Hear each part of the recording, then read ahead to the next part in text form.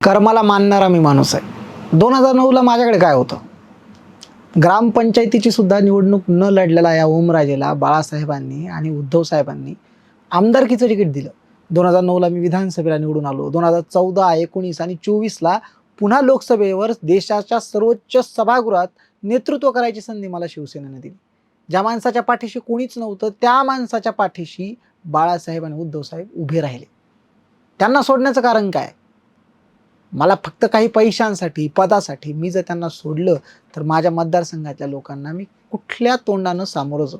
त्यांना मी काय तोंड दाखवू? हे शब्द आहेत ओमराजे निंबाळकर यांचे.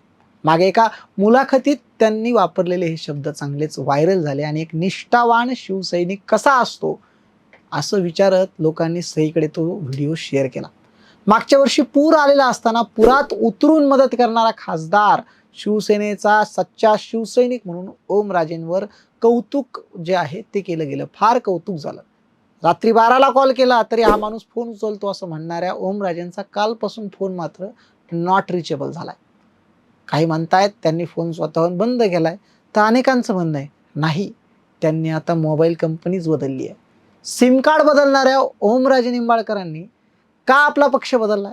उद्धव ठाकरेंवर अपार निष्ठा असलेल्या ओमराजे निंबाळकरांनी नेमकं शिवसेना उद्धव बाळासाहेब ठाकरे पक्षाला रामराम केलाय का? काय आहे त्यामागचं सत्य? पाहूयात व्हिडिओच्या माध्यमातून. नमस्कार, मी आहे अनिकेत.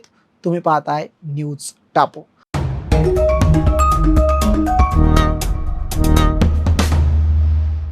ऑपरेशन टायगर यशस्वी झालं असं म्हणत काल रात्रीपासून सर्वच माध्यमांवर वेगवेगळ्या बातम्या झळकू लागल्यात.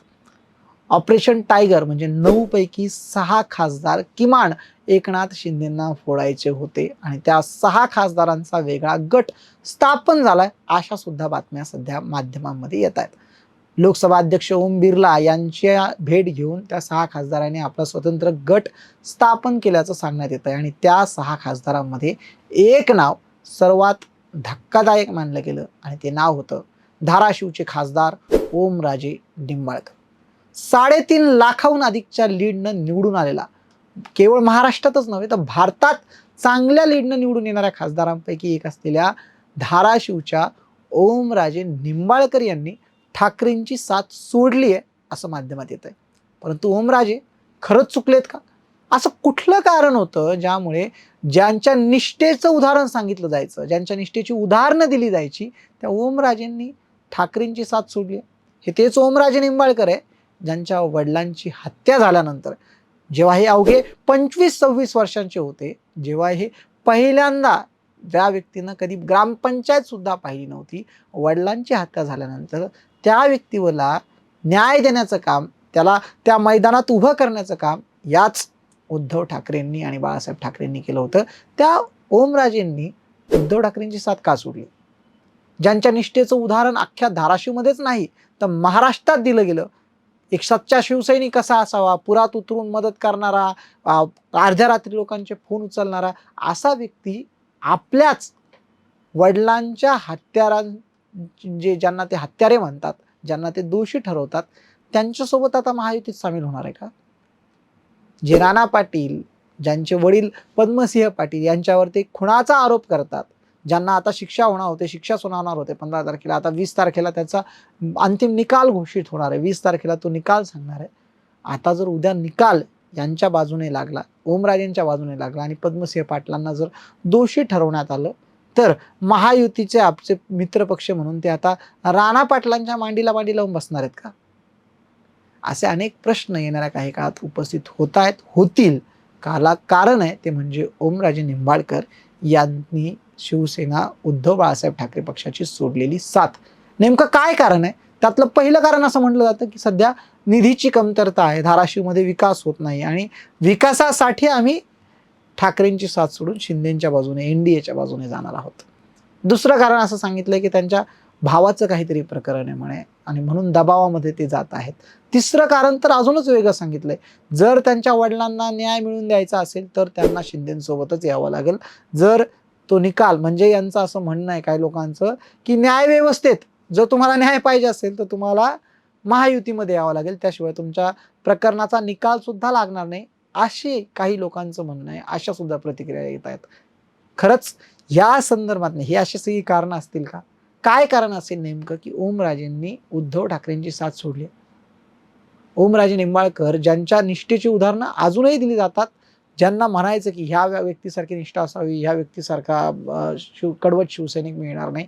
त्याच ओमराजेंवर सुषमा अंधारेंनी सकाळी सांगितलं की मी कालपासून त्यांना फोन ट्राय केला, परंतु त्यांचा फोन लागला नाही. म्हणून त्यांचे जवळचे असलेले आमदार कैलास पाटलांना मी फोन केला, तेव्हा कैलास पाटील मला म्हणाले, "बाकीच्यांची गॅरंटी तर मी देऊ शकत नाही, पण मी माझी गॅरंटी देतो की मी उद्धव ठाकरेंसोबतच असेल." ओमराजे निंबाळकर काल रात्रीच पुण्यातून दिल्लीला गेले. त्यांना तानाजी सावंत चार्टर फ्लाईटने घेऊन गेले. अशा सगळ्या बातम्या आपण पाहिल्या होत्या. आज एका टीव्ही पत्रकाराने जेव्हा त्यांना कॉल केला, तेव्हा त्यांनी असं सांगितलं, "मी पुण्यातच आहे. मी कुठेही गेलेलो नाही. मी पुण्यात आहे." पण त्याच टीव्ही पत्रकाराने जेव्हा विचारलं, "तुम्ही उद्धव ठाकरेंसोबत आहात का?" तेव्हा मात्र ओमराजे म्हणाले, "मी सांगतो. मी या विषयावर नंतर बोलेल. मी परत कॉल करतो." आणि त्यांनी फोन कट केला.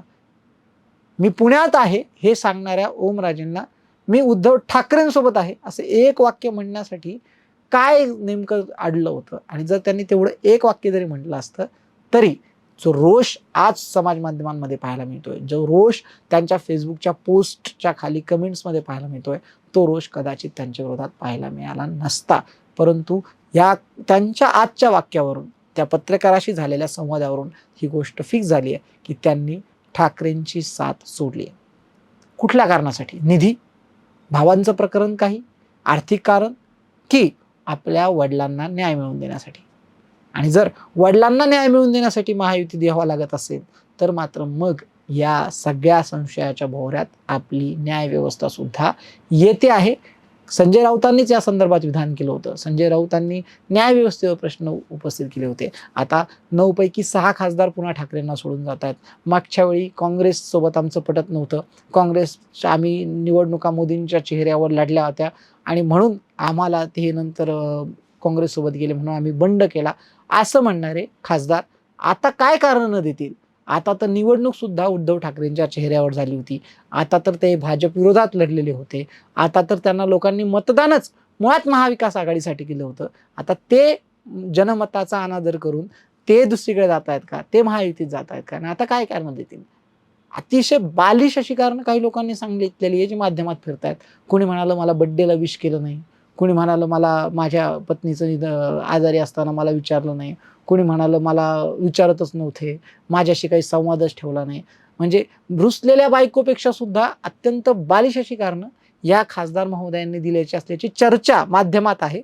याबाबतची अजून सत्यता नाही आणि महत्त्वाचं म्हणजे आम्ही गेलेलो नाहीये असं अजूनही कालपासून तर आत्तापर्यंत कुठल्याही त्या ज्या 6 खासदारांची नावं सध्या येतात, त्यापैकी कुणीही समोर येऊन सांगितलं नाही की आम्ही ठाकरेंसोबत आहोत, आम्ही कुठेही गेलेलो नाहीत. याचा अर्थ हाच आहे की त्या 6 खासदारांचा निर्णय झालेला आहे आणि त्या 6 खासदारांमध्ये ओमराजेंचा सुद्धा समावेश आहे. जर ओमराजे ठाकरेंची साथ सोडून शिंदेंच्या दावणीला जात असतील, तर ओमराजेंचं नक्कीच चुकलंय का? याबद्दलच्या तुमच्या प्रतिक्रिया कमेंटच्या माध्यमातून नक्की कळवा आणि न्यूज टापूला सबस्क्राईब करायला विसरू नका. धन्यवाद.